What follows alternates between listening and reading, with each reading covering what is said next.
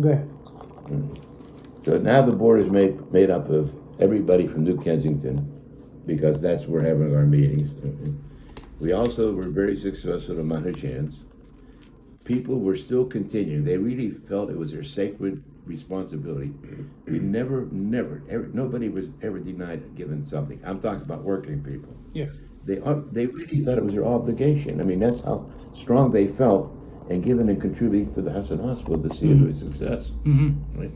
So that was impressive, because sometimes that newsletter would have 150 names on it, okay, with all the contributions. Right?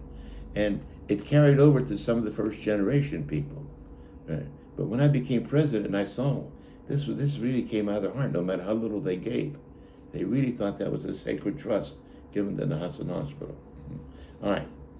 Now, we're still successful in those places, but we still have a hard time dealing with the administration, with the government. And Salim Nami always wanted to find someone who would be willing to visit and be on site to supervise it.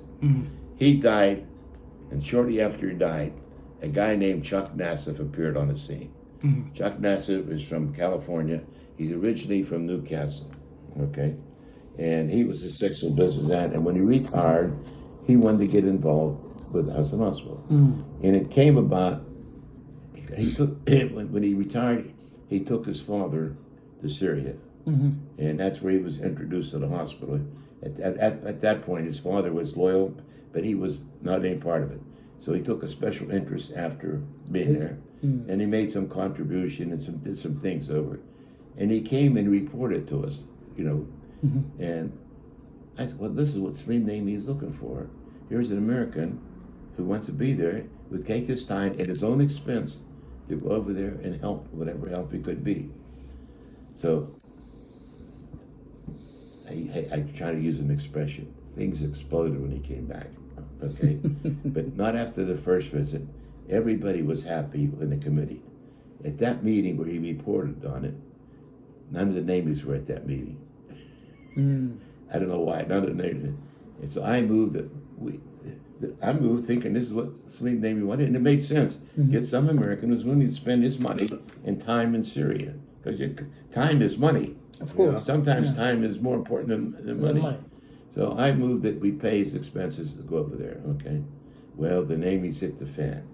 He's supposed to pay his own expense. He did the first time, but he's going to sell the business. Okay, no. But anyhow, in the meantime, he went over there, and I hate to say this, his son called and said, what am I going to do with all these papers? He had everything documented. Doc, I'm not lying, this high with papers. Every penny he spent over there. Every meeting he met with the government officials.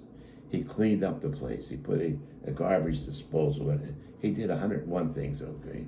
And added paint. And he supervised. He stayed to do all that, okay? So now they're looking for a permanent manager to take over. He's coming back home. And he would spend months there, all right? And, you know, here's a guy that's American sleeping in the house, and some of those houses don't have sanitation and don't have air conditioning, and you're going to bitch about this guy doing that, right? So anyhow, so one time, now we made him the liaison over there. So he goes over there and he selects, I hate to use this name, but I don't want to use this name. He selects a man who's related to someone in the Hosn organization, okay? So the man accepted the position of being an administrator over in Syria. And Chuck comes back and he gets word that this man, when Chuck was there, he accepted. He spoke to the group, okay? Chuck introduced him as the man who's going to be the chief administrator. No sooner had Chuck left, he got word that he didn't want the job anymore, right? He quit the job. So Chuck Nassif is our representative. He gets back to Syria. He accepts the guy's resignation, and he appoints somebody else. Well, everything hit the fan in the United States. What right do you have to replace it? The man quit. What do you want me to do? Okay? And we gave him the authority to see that it was being run right. So that's the beginning of the split, okay, in this country. Now, at that point, the split becomes between the Namies and the rest of us, all right? There's New Kensington, the rest of us. That began the split, all right? It's hard to explain. This man is giving you his time. What the? Why would you reject him? He's not getting paid. He's certainly not getting bribes because you're not the bribe.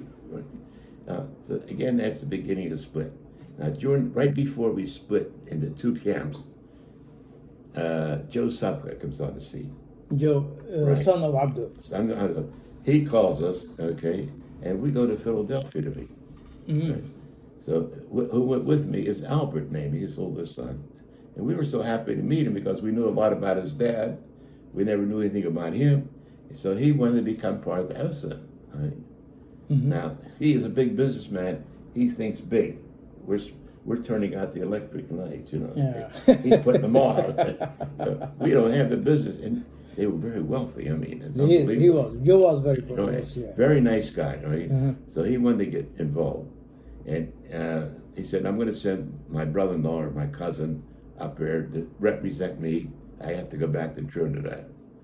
And so they bring Albert Hadid. Yeah. All right. So Albert Hadid contacts me, and I said, "Okay, we're going to meet in New Kensington. I'll arrange for a meeting." Mhm. You wouldn't believe us. So we go there. I don't think anybody's going to be there but a couple of members. The room was full of people.